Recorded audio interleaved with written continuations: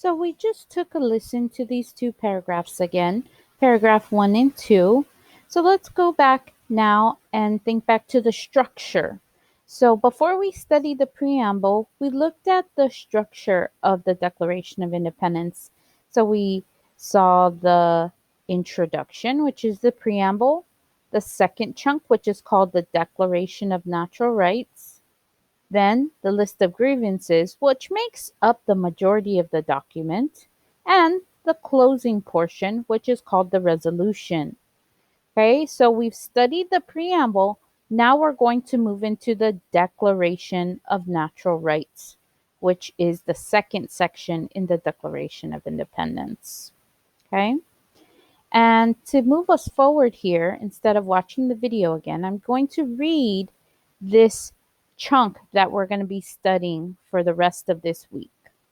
We hold these truths to be self-evident, that all men are created equal, that they are endowed by their Creator with certain unalienable rights, that among these are life, liberty, and the pursuit of happiness, that to secure these rights, governments are instituted among men, deriving their just powers from the consent of the governed, that whenever any form of government becomes destructive of these ends, it is the right of the people to alter or to abolish it, and to institute new government, laying its foundations on such principles, and organizing its powers in such form as to them shall seem most likely to affect their safety and happiness.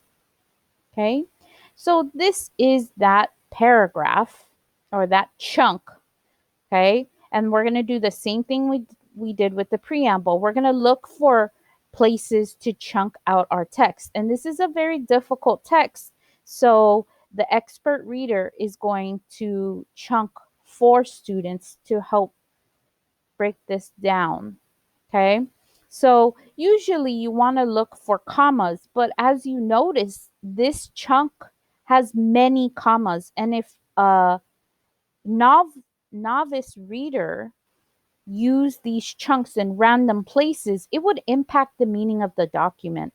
So it's really necessary in this context, especially with students who are not used to this text, to have an expert reader help chunk the ideas out so you don't misinterpret the meaning. Okay, so that leaves us with one chunk at the top, this second one, 3, 4, and 5 chunks. So we have these colors here just to help capture those so they're easier for you to see. Okay, so far we've reread the text we're focusing on.